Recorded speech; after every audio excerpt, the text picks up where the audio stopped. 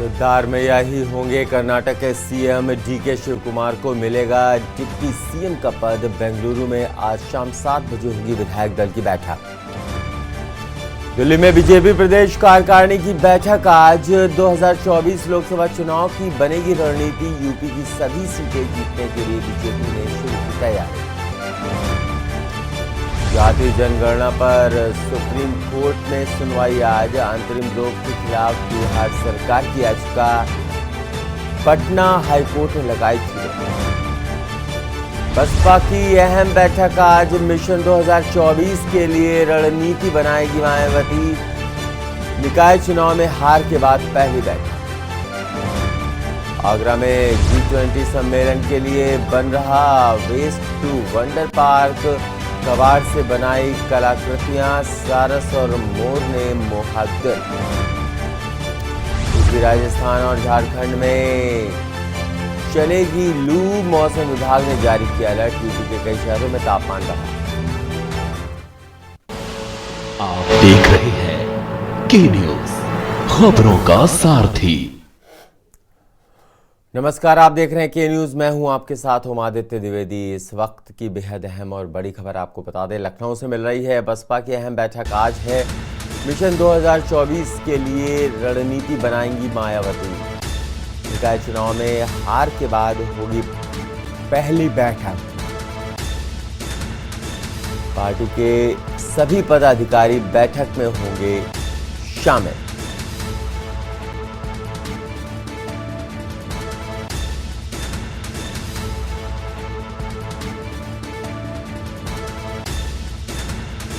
निकाय चुनाव में हार के बाद ये पहली बैठक है। पार्टी के सभी पदाधिकारी इस बैठक में शामिल होंगे। लखनऊ बसपा की अहम बैठक आज होनी है। 2024 के लोकसभा चुनाव को लेकर के बैठक होनी है। उसमें रणनीति तय की जाएगी कि आखिरकार चुनाव में कैसे जाना है, कैसे लड़ना है, चुनाव में क्या मुद्दे रहेंगे, कौन सी रणनीति कामयाब होगी। इसको लेकर के अहम बैठक आज लखनऊ में रखी गई है बसपा की तरफ से।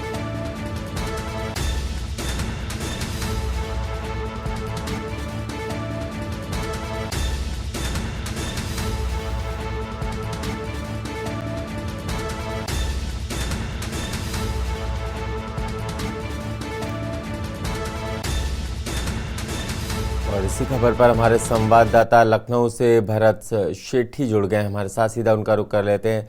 भरत, इस बैठक के क्या मायने निकाले जाएं? 2024 की तैयारियों को लेकर के बैठक है। दूसरी बात, क्या निकाय चुनाव में जिस तरीके का प्रदर्शन रहा है उसको लेकर के भी चर्चा होगी? देखिए, निश्चित तौर पर जिस तरीके से निकाय चुनाव में जो हाल पार्टी कर रहा है, ये बिल्कुल भी मायावती को उम्मीद नहीं थी। और जो रिजल्ट आया है, पिछली बार जब निकाय चुनाव हुए थे उसमें परसेंटेज बीएसपी का ज्यादा था। इस बार बेहद परसेंटेज में कमी देखने को मिली है। दूसरी चीज, 2024 में लोकसभा चुनाव है, उसको लेकर भी तैयारी जरूर करनी है, क्योंकि जमीनी स्तर पर मायावती खुद चिंतित है कि लगातार जो बीएसपी की एक पकड़ थी उत्तर प्रदेश में, बेहद वो खत्म होती दिख रही है। पहले उत्तर प्रदेश में दो ही पार्टियां थी मजबूत, जो एक बीएसपी और सपा में जब फाइटिंग होती थी आपस में। लेकिन अब बीएसपी जो है लगातार वो डाउन फ्लो चल रहा है, लगातार डाउन होती जा रही है। निकाय चुनाव में जो मेयर की सीट्स थी इनके पास, वो भी सीट्स इस बार वो हार चुकी हैं। फिलहाल बैठक में तमाम जो पदाधिकारी शामिल होंगे सभी, और जिलाध्यक्ष, तमाम लोग शामिल होंगे। यही एक मेन जो बात होगी, समीक्षा की जाएगी, वो यही होगी कि पार्टी को किस तरीके से मजबूत किया जाए और जो लोकसभा चुनाव आ रहा है उसमें किस तरीके से पार्टी को बेहतर प्रदर्शन पार्टी का किया जाए। फिलहाल मायावती स्वयं चिंतित हैं, क्योंकि लगातार जिस तरीके से जो परसेंटेज है बीएसपी की, जो पावर दिखती थी पहले, वो अब उत्तर प्रदेश से खत्म होती दिख रही है। यही विषय, तमाम और भी पॉइंट्स रखे जाएंगे। कहाँ पे कमियां आई निकाय चुनाव में, जिस तरीके से करारी हार देखने को मिली, कहाँ किस तरीके से बेहद खराब प्रदर्शन क्यों रहा, तमाम पॉइंट्स होंगे। उस पर भी मायावती खुद समीक्षा करेंगे। तमाम जो नेता हैं बीएसपी के, उनके भी जो पेज है वो कससे जा सकते इस समीक्षा बैठक में। जी भारत, जिस तरीके से देखा जा रहा है कि पिछले चुनाव में देखा गया है, जिस तरीके से समाजवादी पार्टी के साथ मिलकर के चुनाव लड़ा और उसके बाद स्थितियां जो बन रही हैं वो इस बार भी क्या कुछ गठबंधन की स्थितियां बन रही हैं? पहली बात तो ये। दूसरी बात ये है कि मायावती कहीं अब चुनाव प्रचार में नहीं निकल रही हैं और ना ही उनके कोई वरिष्ठ नेता हैं, सतीश चंद्र मिश्र हों भले ही हों, वो भी नहीं निकल रहे हैं चुनाव प्रचार के लिए। और ऐसे में क्या कुछ रणनीति के तहत देखा जा सकता है? देखिए, बिल्कुल चुनाव प्रचार निकलने से जो पार्टी और भी मजबूत होती है, क्योंकि जितने भी जो कार्यकर्ता हैं, जितने भी सपोर्टर्स हैं, प्रेस कॉन्फ्रेंस के जरिए, मीडिया के जरिए तो तमाम बार देखते हैं, लेकिन जब तक मायावती स्वयं और बड़े नेता बीएसपी के खुद इस सब नहीं निकलेंगे, मैदान पर नहीं निकलेंगी मायावती जी, तो कहीं ना कहीं जो उनकी लोकप्रियता है उस पर जो कम है वो होती हुई दिख रही है।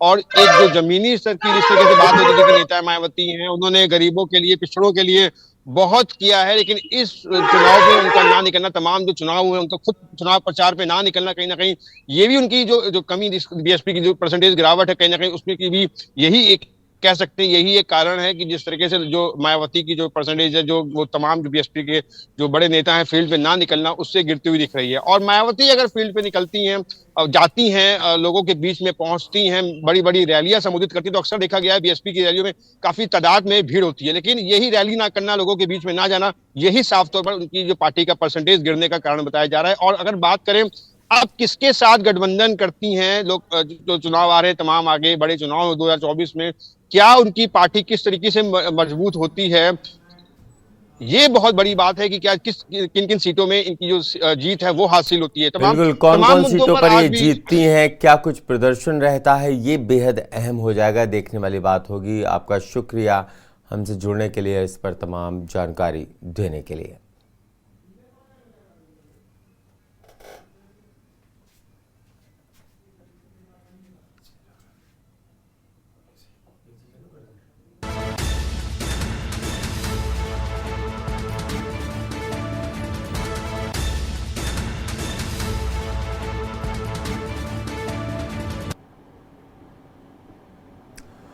एक और बड़ी खबर आपको बता दें, लखनऊ से मिल रही है। यूपी बीजेपी में आज बैठकों का दौर जारी है। आज ब्रज और गोरखपुर क्षेत्रीय कार्य समिति की बैठक होनी है। कल अवध और कानपुर क्षेत्रीय कार्य समिति की बैठक होनी है। लोकसभा चुनाव 2024 की तैयारी को लेकर मंथन होना है।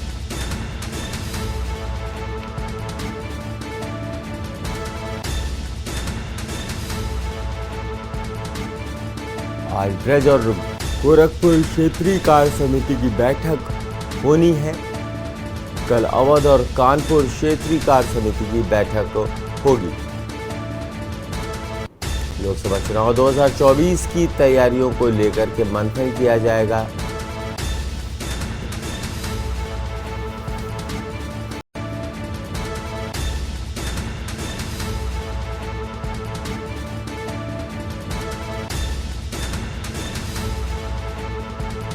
कल अवध और कानपुर में बैठक होगी।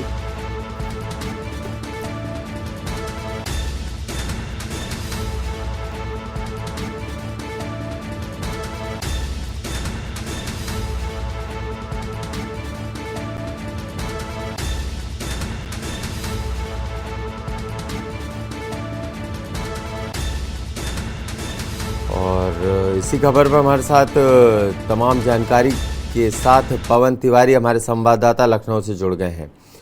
पवन, बैठक के क्या मायने निकाले जाए? 2024 को लेकर के तैयारियों का जिक्र होगा, उसको लेकर के रणनीति बनाई जाएगी कि 80 में से 80 सीटें कैसे जीती जाएं।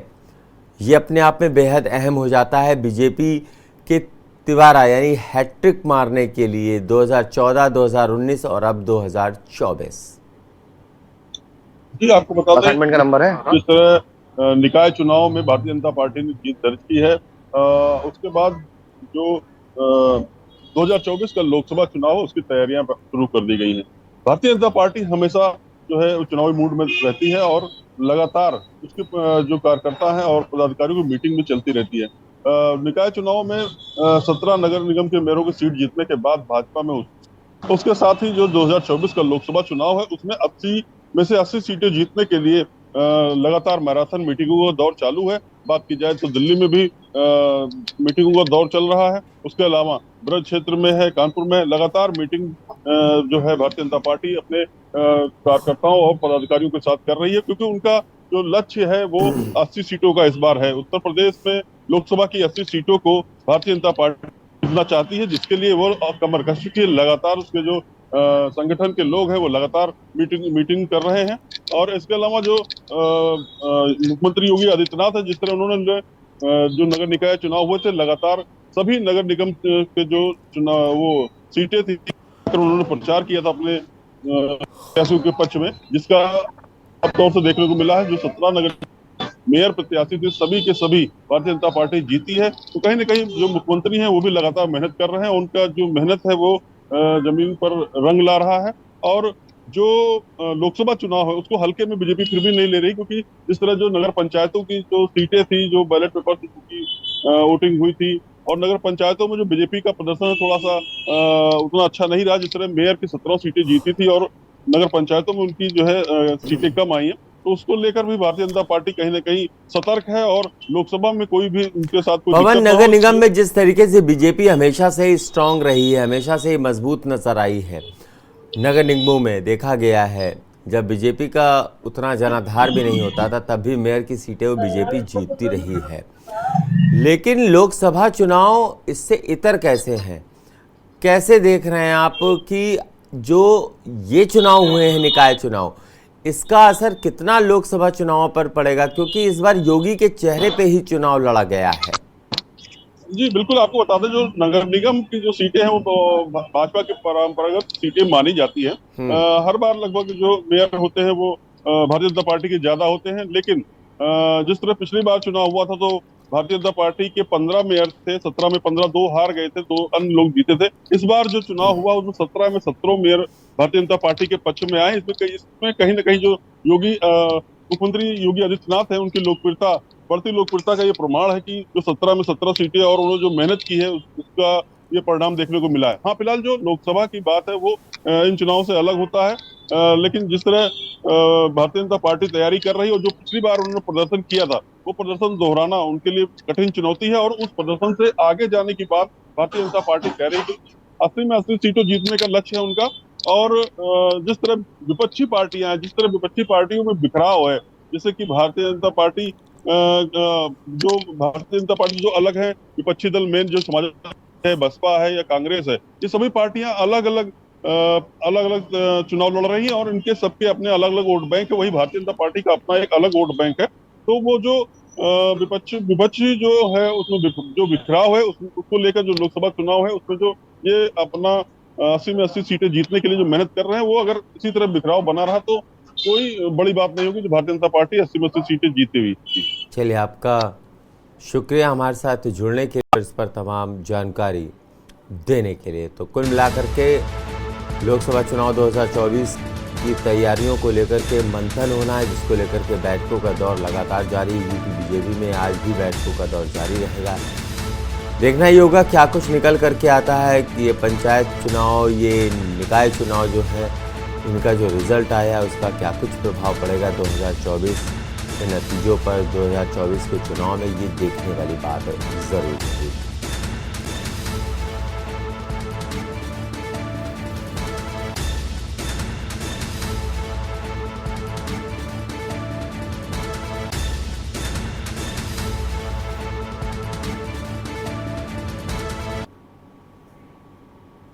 यह वक्त एक ब्रेक का, जल्द होंगे हाजिर। आप देखते रहिए के न्यूज इंडिया। आप देख रहे हैं के न्यूज, खबरों का सारथी। ब्रेक के बाद अगली बड़ी खबर का रुख कर लेते हैं। बरेली से मिल रही है। आज बीजेपी का बड़ा कार्यक्रम है। संगठनात्मक बैठक में बनेगी रणनीति। सुबह 9 बजे से बैठक का दौर जो है वो शुरू होना था। आपको बता दें जिस तरीके से, हालांकि 9:15 बज चुका है, बैठक शुरू होने वाली होगी। आधा दर्जन से ज्यादा मंत्री पहुंचेंगे बरेली। प्रदेश अध्यक्ष भूपेंद्र चौधरी भी बरेली पहुंचेंगे। केंद्रीय राज्य मंत्री एसपी सिंह बघेल जो वो बरेली पहुंचेंगे। कैबिनेट मंत्री धर्मपाल सिंह भी होंगे शामिल। Grand Nirvana hotel and resort में ये कार्यक्रम रखा गया है।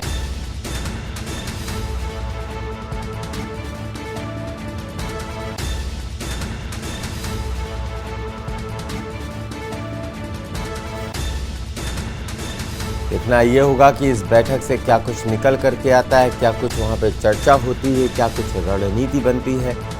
2024 में किस तरीके से जीतना है उसको लेकर के ये बैठक होनी है।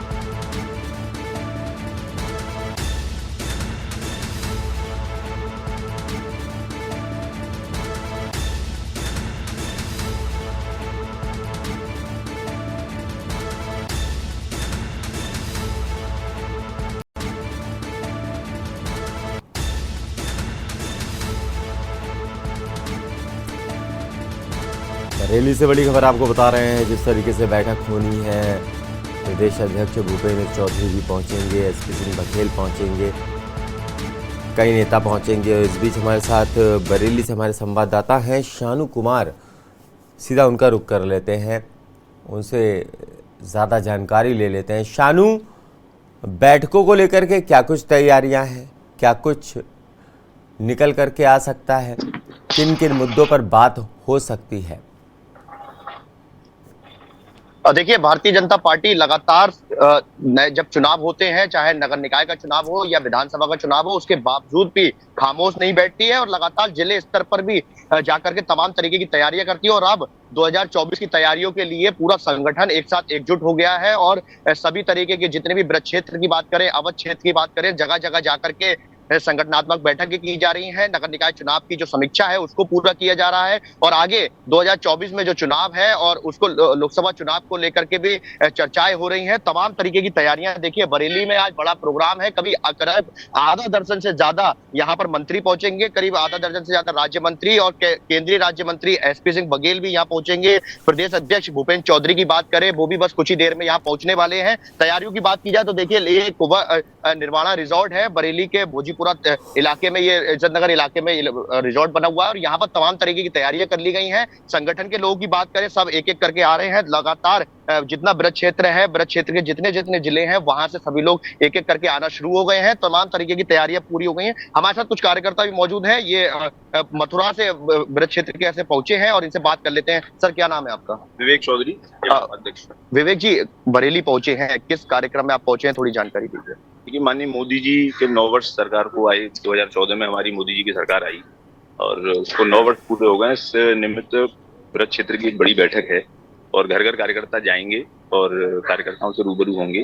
इसके लिए बैठक का आयोजन किया जा रहा है और यहाँ माननीय धर्मपाल जी, प्रदेश अध्यक्ष जी और सभी बड़े बड़े नेता, हमारे पार्टी का जो नेतृत्व है, वो सब यहाँ से कार्यकर्ताओं को संबोधित करने के लिए आने वाले हैं। क्या लगता है इस बैठक के बाद किस तरीके की रणनीति तैयार होगी? लोकसभा चुनाव भी नजदीक है, निकाय चुनाव में दमखम से 17 मेयर की सीटें भी आप लोगों ने हासिल कर।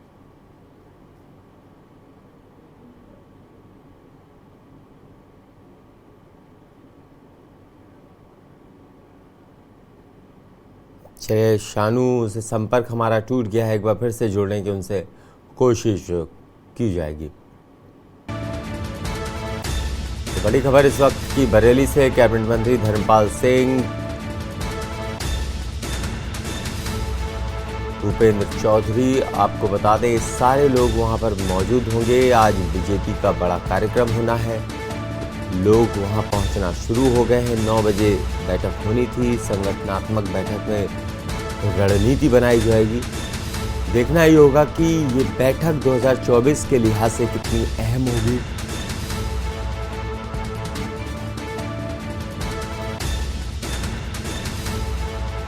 प्रदेश अध्यक्ष भूपेंद्र चौधरी भी पहुंचेंगे। केंद्रीय राज्य मंत्री एसपी सिंह बघेल भी मौजूद रहेंगे बरेली में। देखना ही होगा कि आखिरकार 2024 को लेकर के क्या कुछ तैयारियों को लेकर के मशवरा दिया जाएगा, मशवरा लिया जाएगा, क्या कुछ बातें की जाएंगी, ये अपने आप में बेहद अहम हो जाता है।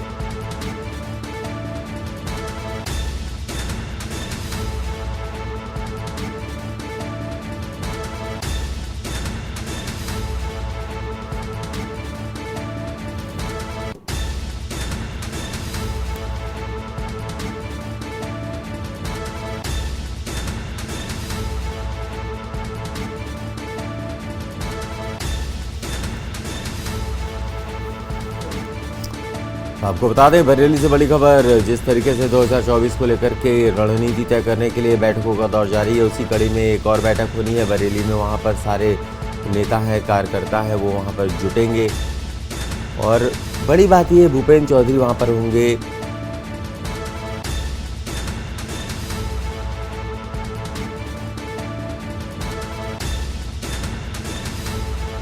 संगठनात्मक तौर पर ये देखा जाएगा कि आखिरकार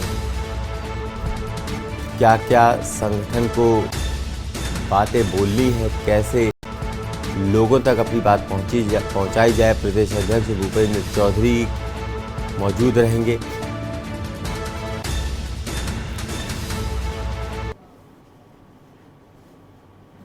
वक्त एक ब्रेक का, जल्द होंगे हाजिर। आप देखते रहिए के न्यूज इंडिया। आप देख रहे हैं के न्यूज, खबरों का सारथी। बड़ी खबर आपको बता दें, लखनऊ से मिल रही है। एमएलसी उपचुनाव के लिए सपा ने कमर कस ली है। उम्मीदवारों के नामों का आज ऐलान हो सकता है। एमएलसी उपचुनाव के लिए बीजेपी घोषित कर चुकी है उम्मीदवार। एमएलसी उपचुनाव के लिए सपा ने भी ताल अब ठोक दी है। एमएलसी उपचुनाव के लिए बीजेपी जो अपने उम्मीदवार है वो घोषित कर चुकी है। समाजवादी पार्टी ने भी ताल ठोक दी है। देखना ये होगा कि अब समाजवादी पार्टी किन किन प्रत्याशियों को एमएलसी चुनाव के लिए उतारती है। उम्मीदवारों के नामों का आज ऐलान हो सकता है।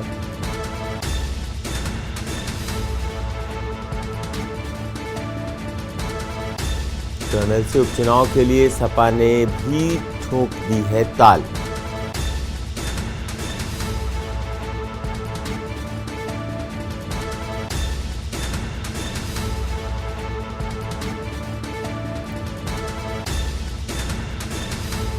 और इसी खबर पर पवन तिवारी हमारे साथ जुड़ गए, सीधा उनका रुख कर लेते हैं।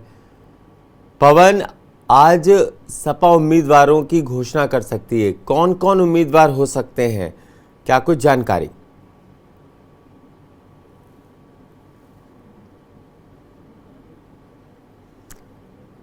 पवन, अनम्यूट कीजिए प्लीज।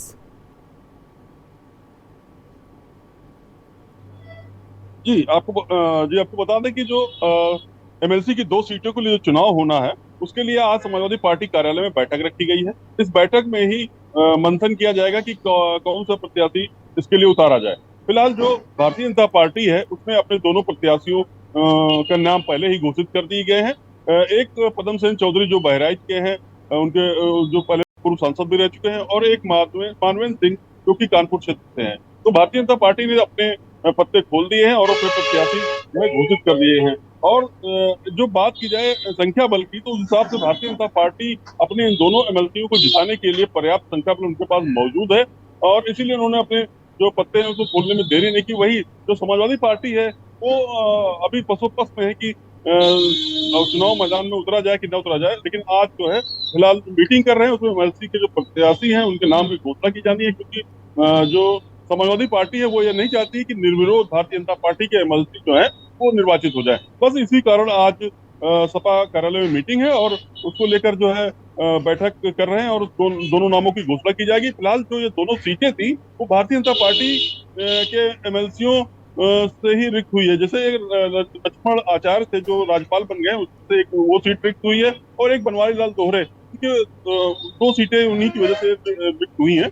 और इन दोनों सीटों पर जो चुनाव है उसमें भारतीय जनता पार्टी के पास पर्याप्त संख्या बल है और उनको जीतने में कहा जाए कि दिक्कत नहीं आने वाली है, इसलिए उन्होंने अपने नाम पहले ही घोषित कर दिए हैं। और जो समाजवादी पार्टी है वो केवल इस कारण इसमें भाग लेना चाहती है कि जो एमएलसी का जो चुनाव हो निर्विरोध भारतीय जनता पार्टी निर्विरोध ना जीत पाए। तो निर्विरोध जीतने से फिर एक गलत छवि जाती है कि कोई अपोजिशन में है नहीं और किस तरह जो समाजवादी पार्टी मुख्य विपक्षी दल है तो कम से कम एक विरोध तो अपना दर्ज कराएगी। और फिलहाल उसके लिए आज, क्योंकि आज ही नामांकन का अंतिम तिथि आज ही है, 18 तारीख आज नामांकन की तिथि और कल पर्चा वापसी की अंतिम तिथि 19 तारीख है। और 29 तारीख को इसका जो है चुनाव मतगणना अगर जो है प्रत्याशी घोषित करती है समाजवादी पार्टी तो जो है मत डाले जाएंगे और उसी दिन इसका रिजल्ट भी आ जाएगा, यानी 29 तारीख को इसका रिजल्ट आएगा। और आज ही लास्ट डेट है और कल इसका नाम वापसी का लास्ट डेट है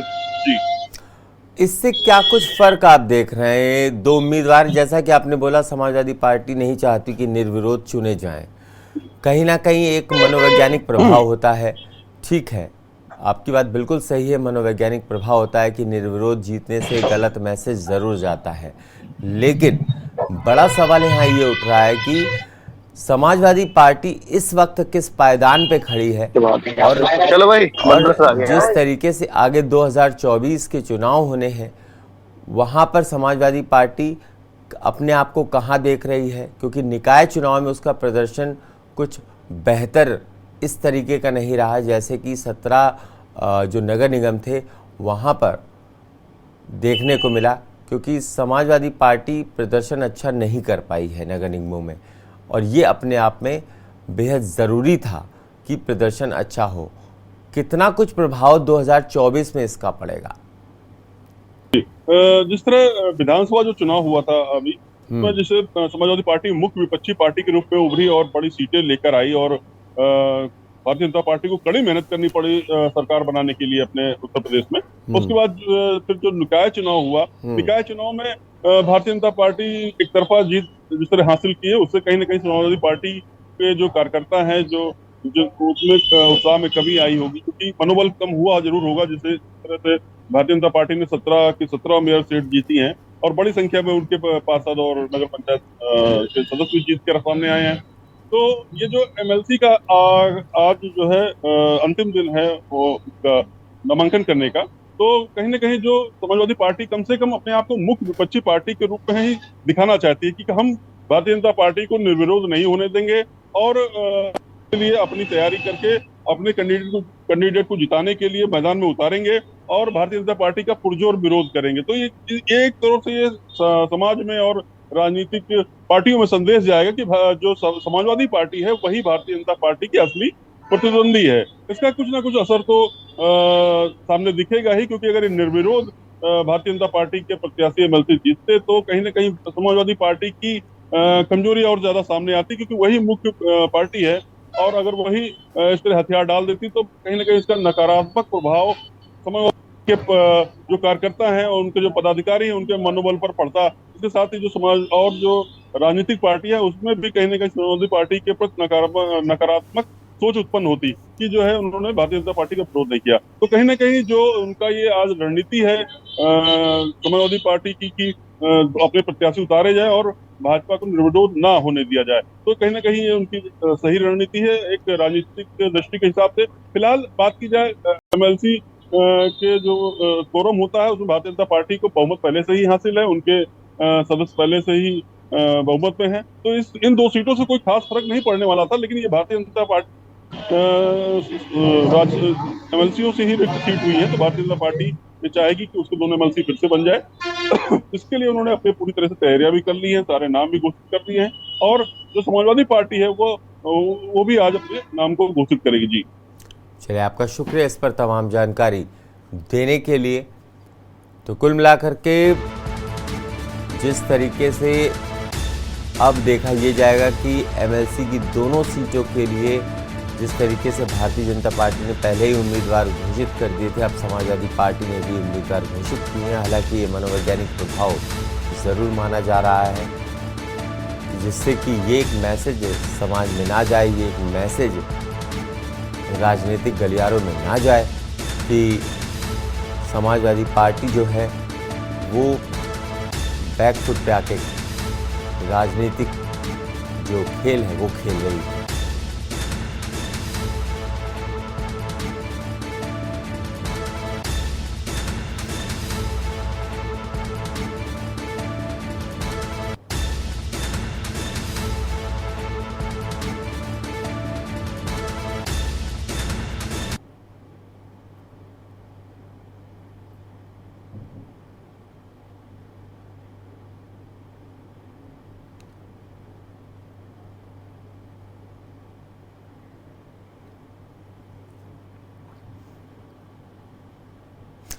एक और बड़ी खबर आपको बता दें, बरेली से मिल रही है। आज बीजेपी का बड़ा कार्यक्रम होना है। संगठनात्मक बैठक में रणनीति बनेगी। सुबह 9 बजे से बैठक शुरू होनी थी, शुरू होने वाली है। लोगों का जुटना शुरू हो गया है।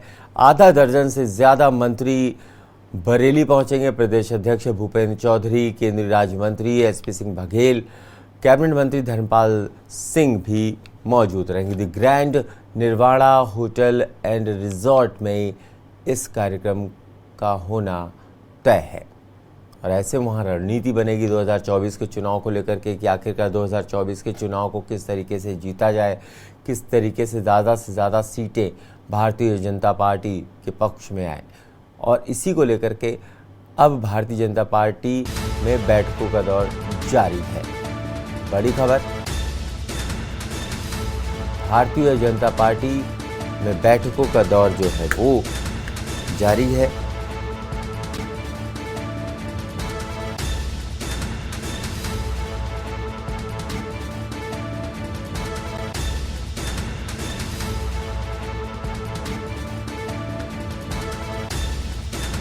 और हमारे साथ हमारे संवाददाता शानू कुमार हमसे जुड़ गए हैं। इसी खबर पर सीधा उनका रुख कर लेते हैं। शानू, बैठकों का दौर जारी है, इस समय क्या कुछ आपके पास अपडेट है? कौन कौन पहुंच गया है जिस जगह पर ये मीटिंग होनी है, रणनीति बननी है?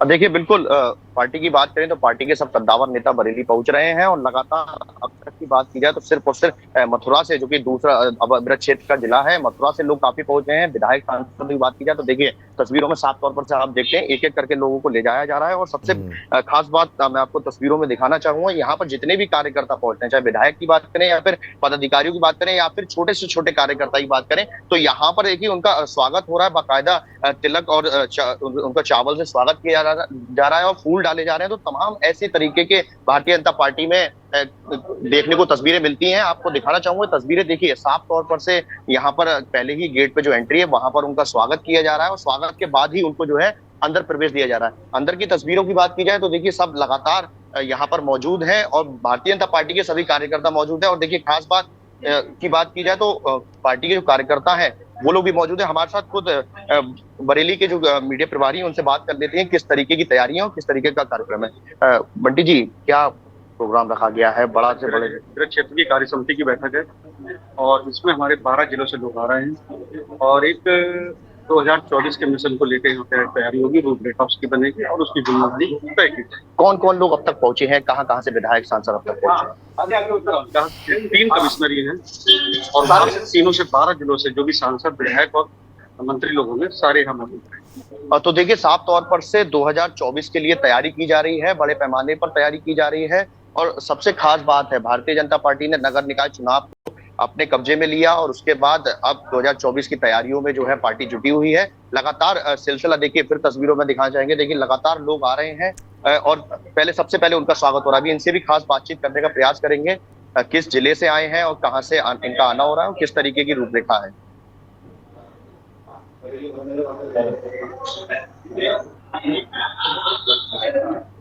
देखिए बिल्कुल, सबसे पहले मैं बात करना चाहूंगा,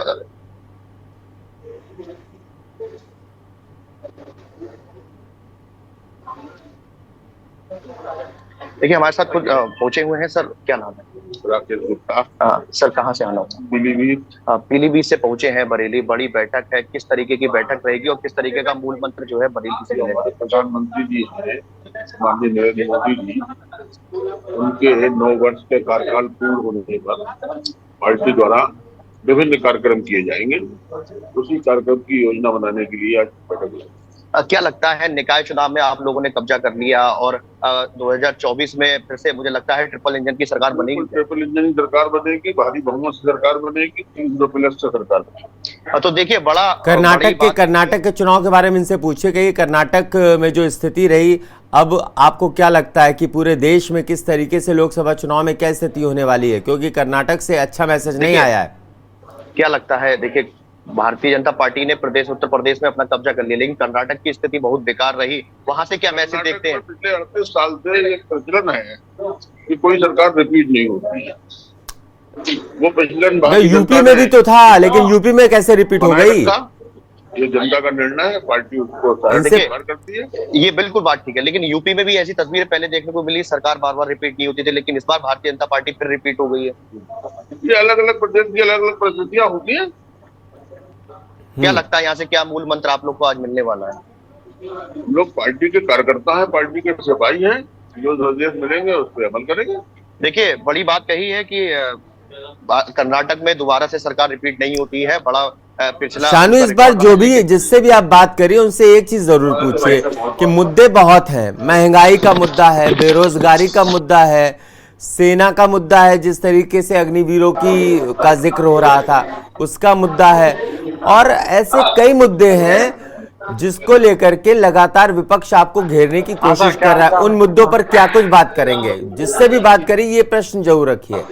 देखिए बिल्कुल ये मुद्दा बहुत जरूरी है, क्योंकि देखिए हर कोई अपनी पार्टी की जो है जीत है उसका जिक्र जरूर कर रहा है, लेकिन सबसे बड़ी बात है जो ये मुद्दे हैं, जिस तरीके का आपने बताया कि बेरोजगारी मुद्दा है और रोजगार लोगों को नहीं मिल रहा है, भ्रष्टाचार बहुत बड़ा मुद्दा है, और जिस तरीके से लोगों को चीजों को पूरा नहीं हो रहा, जो सरकार की चीजें हैं वो जिले स्तर पर नहीं पहुंच पा रही हैं, ये बड़े मुद्दे हैं। लेकिन इन चीजों को सवाल जब पूछा जाता है भारतीय जनता पार्टी के नेताओं से, तो वो कहीं ना कहीं इससे बचते हुए नजर आते हैं और सिर्फ अपनी जीत का दावा करते हैं। तो कहीं ना कहीं देखिए अभी हमने बात की तो उन्होंने साफ तौर पर से कहा कि 300+ सीटें हम जो है 2024 में जीतेंगे। तो देखिए सबसे बड़ी बात है, अपना रिकॉर्ड का दावा हर कोई करता है, लेकिन स्थिति ये नहीं बताता कि आखिर जो जिस तरीके के मुद्दे को लेकर के जब भारतीय जनता पार्टी जमीनी स्तर पर आती है और जिन मुद्दों को लेकर के बात कही जाती है, उन मुद्दों का क्या होगा? सिर्फ वो मुद्दे सिर्फ इनका जो मैन्युफेस्टो होता है सिर्फ वहीं तक सीमित होते रहते हैं। देखिए विपक्ष ने भी सबसे बड़ा सवाल सपा सुप्रीमो की बात की जाए, अखिलेश यादव यही उठाते आए हैं कि जो इनका मैन्युफेस्टो है, मैन्युफेस्टो पे कितना काम हुआ, तो उस पर कहीं ना कहीं भारतीय जनता पार्टी चुप्पी साधती है। लेकिन देखने वाली बात होगी कि आज इतनी बड़ी बैठक है, किस तरीके से जो है लोगों का आना शुरू है, लगातार विधायक सांसद चले आ रहे हैं। मथुरा की बात की जाए, ब्रजक्षेत्र की और पीलीभीत जिले की बात की जाए तो लगातार लोग आ रहे हैं। अब देखने वाली बात होगी किस तरीके से यहाँ पर जो है इन लोगों को मूल मंत्र मिलता है। फिलहाल भारतीय जनता पार्टी के प्रदेश अध्यक्ष की बात की जाए और केंद्रीय राज्य मंत्री एसपी सिंह बघेल की बात की जाए तो ये लोग पहुंच रहे हैं, कुछ ही देर में इनका भी आने का सिलसिला शुरू हो जाएगा। लोगों से ये पूछने की कोशिश कीजिए कि देखिए एंटी इनकम्बेंसी क्या इस बार नहीं होगी, यानी विरोधी लहर नहीं होगी, क्योंकि केंद्र में 10 साल से आपकी सरकार है, लगभग 9 साल हो गए हैं, 10वां साल 2024 में लग जाएगा। कहने का तात्पर्य यह है कि 10 साल के बाद आप अपने आप को कहां देख रहे हैं? इस बार लोगों के बीच में जाएंगे तो और क्या कुछ होगा? धारा 370 का जिक्र किया, राम मंदिर का जिक्र होता है। अब इस समय धीरेन्द्र शास्त्री जो बाबा जी हैं, वो इस समय उनका जो जिस तरीके से जलवा चल रहा है, लोग उनके मुरीद हैं, तो इस बार हिंदू राष्ट्र का जिक्र हो रहा है। क्या हिंदू राष्ट्र पे अब चुनाव लड़ा जाएगा? ये लोगों से जरूर पूछिए वहां पर, अगर आप किसी से बात कर सकते हैं तो।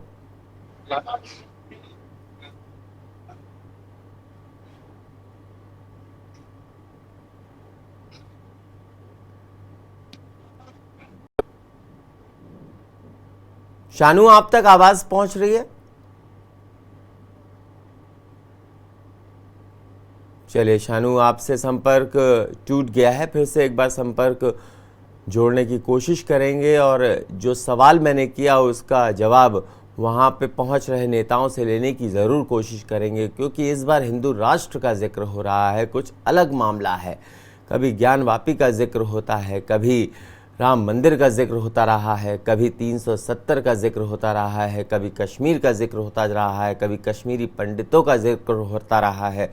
ऐसे कई मुद्दे रहे हैं जिनका जिक्र भारतीय जनता पार्टी के नेताओं ने किया है और उसी के बल पर सरकार बनी। सबका साथ, सबका विकास, सबका विश्वास का जिक्र होता रहा है। लेकिन इस बार ऐसा क्या कि 2024 में इस बार हैट्रिक केंद्र में फिर से भारतीय जनता पार्टी आ पाएगी क्या?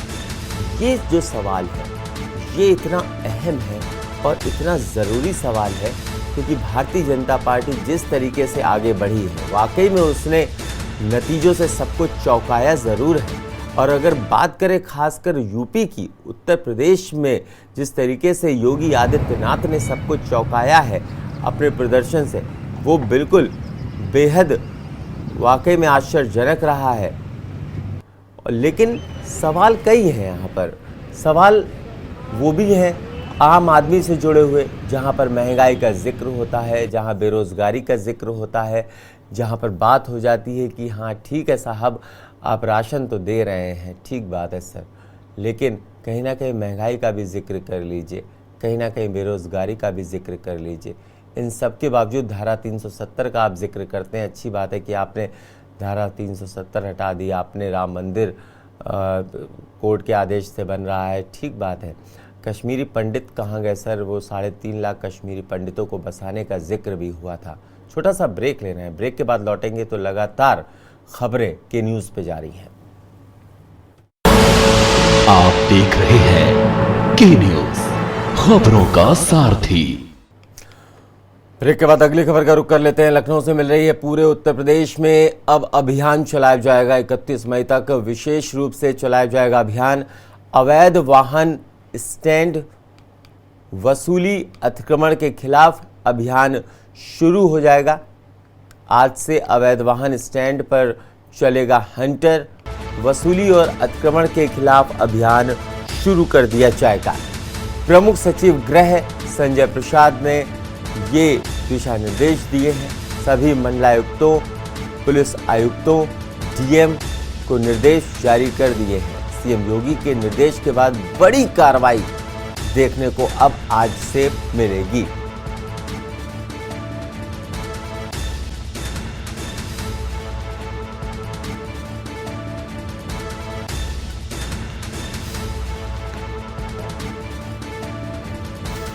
सभी मंडलायुक्त और पुलिस आयुक्तों, डीएम को ये निर्देश दिए जाएंगे। सीएम योगी के निर्देश पर बड़ी कार्रवाई की जाएगी। जो अवैध वाहन स्टैंड हैं, वसूली जहां की जाती है, उनको लेकर के अब अभियान चलाया जाएगा। 31 मई तक विशेष रूप से चलाया जाएगा अभियान।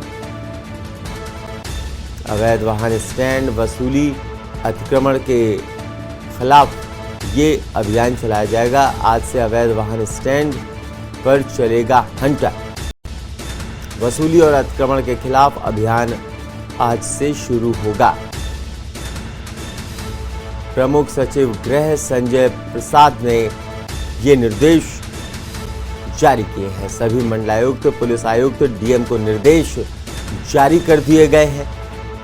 सीएम योगी के निर्देश के बाद बड़ी कार्रवाई आज से देखने को मिलेगी। लखनऊ से बड़ी खबर। पूरे उत्तर प्रदेश में अब अभियान चलाया जाएगा। 31 मई तक विशेष रूप से चलाया जाएगा अभियान। अवैध वाहन स्टैंड, वसूली, अतिक्रमण के खिलाफ अभियान चलाया जाएगा। आज से अवैध वाहन स्टैंड पर चलेगा हंटर। वसूली और अतिक्रमण के खिलाफ अभियान चलाया जाएगा। अगली खबर का रुख कर लेते हैं। लखनऊ से बड़ी खबर है। आपको बता दें, स्पा सेंटर पर शिकंजा कसने की तैयारी कर ली गई है। स्पा और मसाज सेंटर्स पर शिकंजा कसने की तैयारी कर ली गई है। बिना पंजीयन नहीं कर सकेंगे आयुर्वेदिक दवा, तेल का प्रयोग। आयुर्वेदिक दवाई रखने के लिए कराना होगा पंजीयन। स्पा सेंटर में बनेगी नई गाइडलाइन। प्राकृतिक तेलों का ही कर सकेंगे इस्तेमाल। केमिकल का प्रयोग होगा प्रतिबंधित। थेरेपी देने वाले कर्मचारी को दिखाना होगा प्रमाण पत्र। डिग्री और डिप्लोमा का प्रमाण पत्र भी दिखाना होगा। स्पा सेंटर्स के कर्मचारियों का देना होगा ब्यौरा। बिना रजिस्ट्रेशन के स्पा सेंटर चलाने वालों पर कार्रवाई की जाएगी। बड़ी खबर आपको बता रहे हैं लखनऊ से। स्पा सेंटर का अब रजिस्ट्रेशन कराना ज़रूरी होगा। जो कर्मचारी काम करेंगे उनका ब्यौरा देना जरूरी होगा, डिग्री डिप्लोमा दिखाना होगा, स्पा सेंटर के कर्मचारियों को देना होगा सारा ब्यौरा अपना। बिना रजिस्ट्रेशन के स्पा सेंटर चलाने वालों पर कार्रवाई की जाएगी। स्पा सेंटर पर शिकंजा कसने की तैयारी कर ली गई है।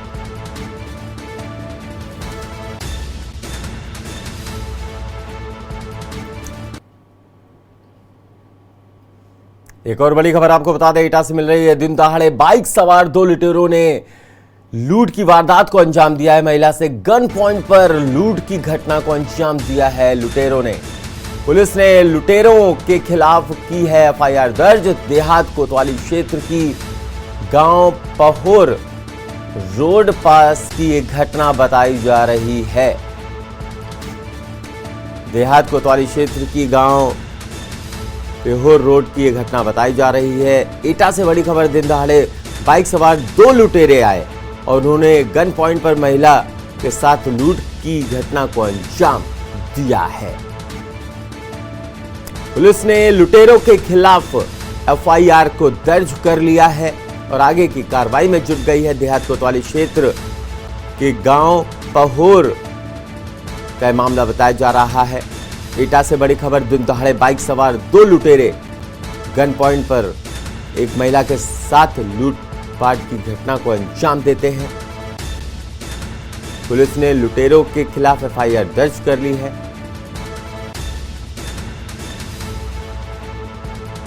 देहात कोतवाली क्षेत्र की गांव पहोर रोड का यह मामला बताया जा रहा है।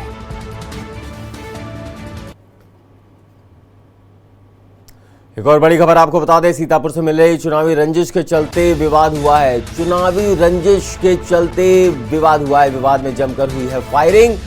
दबंगों ने दलित परिवार पर हमला किया है। मौके पर पहुंची पुलिस ने मामले को शांत कराया है। मामला हरगांव नगर जहांगीराबाद का बताया जा रहा है।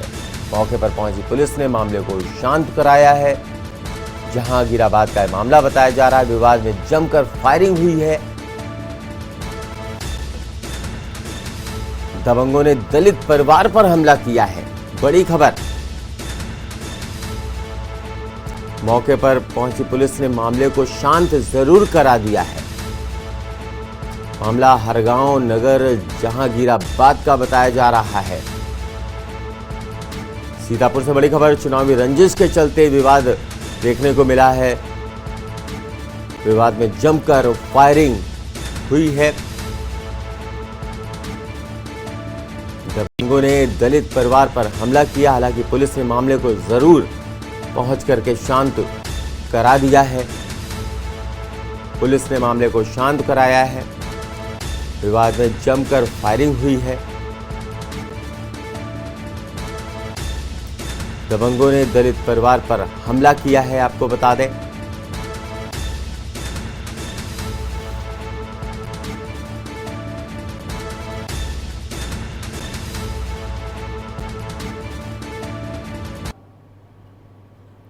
अगली खबर का रुख कर लेते हैं। श्रावस्ती में आबकारी विभाग का विशेष प्रवर्तन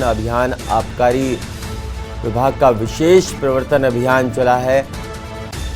आपको बता दें, आबकारी निरीक्षक बलराम सिंह ने की है छापेमारी। भिनगा के भयापुरवा और उलहवा में मारा गया है छापा। 44 लीटर अवैध शराब और 4 क्विंटल लहन बरामद किया गया है। आपको बता दें, लहन से शराब बनाई जाती है अवैध। टीम ने शराब को जब्त कर लहन नष्ट कराया है। अवैध कारोबार में शामिल 3 लोगों पर मुकदमा दर्ज कर लिया गया है।